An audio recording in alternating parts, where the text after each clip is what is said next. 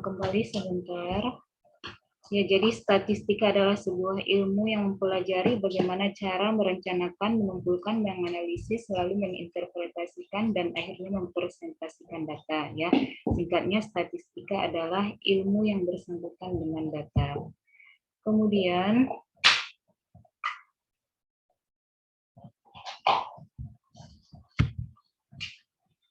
ya, statistika ini dibagi menjadi dua, yaitu statistika deskriptif dan statistika induktif. Ya, untuk statistika deskriptif adalah metode-metode yang berkaitan dengan pengumpulan dan penyajian suatu gugus data sehingga memberikan informasi yang berguna. Ya, apa bedanya dengan statistika induktif? Jadi statistika induktif adalah semua metode yang berhubungan dengan analisis sebagian data untuk kemudian sampai pada peramalan atau penarikan kesimpulan mengenai keseluruhan gugus data induknya. Ya.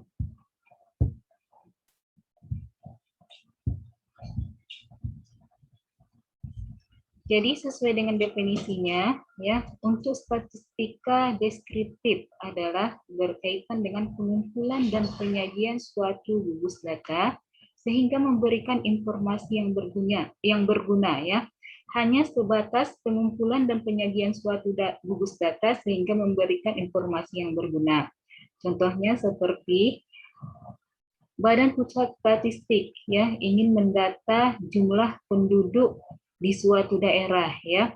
Jadi nantinya setelah data-data tersebut diperoleh dengan beberapa cara, misalnya survei langsung ke tempat-tempat, ya, kemudian diperoleh sebuah data, ya, dan data tersebut akan memberikan sebuah informasi, misalnya jumlah penduduk perempuan berapa, ya, jumlah penduduk laki-laki berapa, ya. Dari informasi ini nantinya akan memberikan suatu fungsi atau kegunaan, ya. Jadi cukup sampai di situ saja, itulah yang dimaksud dengan statistika deskriptif, ya.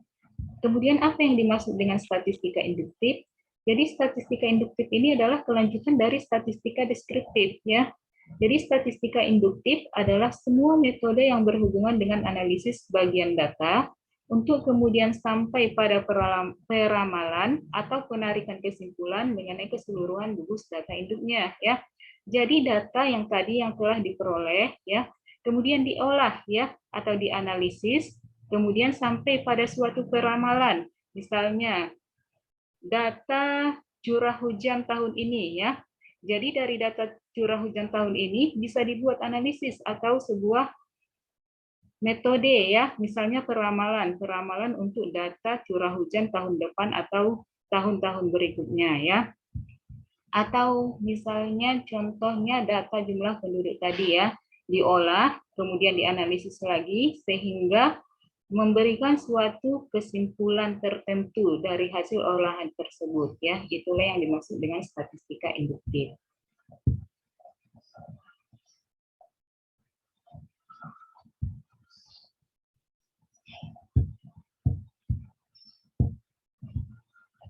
Ya, untuk membedakan pengertian antara statistika deskriptif dengan statistika induktif dapat dilihat pada contoh berikut, ya. Bisa kalian baca sendiri nanti, ya. Kemudian kita lanjutkan.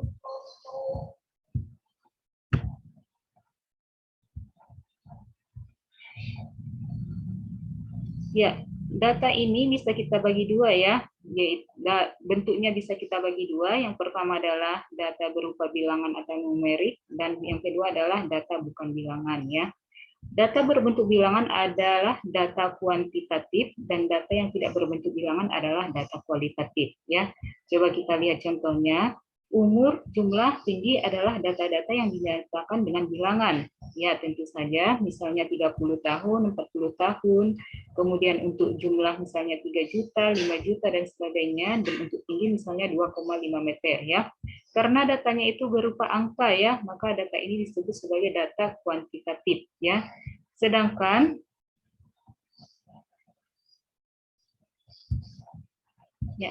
Sedangkan warna, status perkawinan, jenis kelamin, agama adalah data yang tidak dapat dinyatakan dengan bilangan.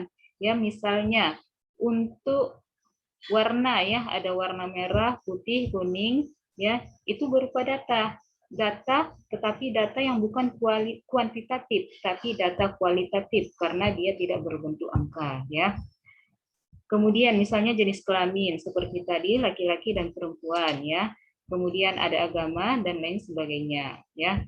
Kemudian data yang dikumpulkan sendiri dapat digunakan untuk kepentingan sendiri disebut data inferen, sedangkan data yang dikumpulkan oleh orang atau badan lain adalah data explain, ya. Kemudian data yang diumumkan sendiri oleh pengumpulnya disebut data primer, sedangkan data yang diumumkan bukan oleh pengumpulnya melainkan orang atau badan lain adalah data sekunder, ya. Ini perlu kita ketahui apa perbedaan antara data primer dan data sekunder. Jadi kalau misalnya data tersebut kita cari sendiri, ya. Misalnya kita langsung survei sendiri langsung ke tempat. Misalnya kita ingin mencari jumlah penduduk, ya, berarti kita langsung ke daerahnya, kemudian mencatat jumlah penduduknya. Ini dinamakan sebagai data primer. Tapi kalau misalnya data jumlah penduduknya kita ambil dari Badan Pusat Statistik, ya, karena di sana sudah ada data-data jumlah penduduk suatu daerah, maka data ini disebut data sekunder, yaitu data yang diambil dari badan atau orang lain, ya, bukan kita sendiri yang melakukan survei. Kemudian kita masuk ke dalam populasi dan sampel, ya. Untuk populasi adalah keseluruhan pengamatan yang menjadi titik perhatian. Kemudian contoh atau sampel adalah suatu himpunan bagian dari populasi. Ya, misalnya adalah data jumlah penduduk Indonesia. Ini berupa sampel. Jadi kalau misalnya kita ambil yang hanya Sumatera Utara, ya, maaf, tadi data untuk seluruh penduduk Indonesia adalah populasi, ya. Jadi kalau misalnya kita ambil yang Sumatera Utara saja, itulah yang dimaksud dengan sampel, ya, yaitu sebagian dari populasi. Atau contohnya ada di sini, seandainya ada 1.000 mahasiswa di sebuah perguruan tinggi yang dilihat nilai mutu rata-ratanya atau IP, maka dikatakan bahwa populasi yang ada berkurang 1.000, ya. Jadi populasinya adalah mahasiswa sebuah perguruan tinggi, ya. Jadi misalkan dari populasi itu ingin diketahui berapa rata-rata IP-nya, kemudian diambil hanya beberapa mahasiswa saja, misalnya 34 mahasiswa. Maka ke-34 mahasiswa tersebut merupakan sampel atau contoh dari populasi mahasiswa yang ada. Jadi pengambilan sebagian, yaitu 34 dari 1.000, itulah yang dimaksud dengan sampel, ya. Ya, jadi karena waktu kita sudah terbatas, mungkin cukup sekian saja untuk hari ini, ya. Kita akan berjumpa di lain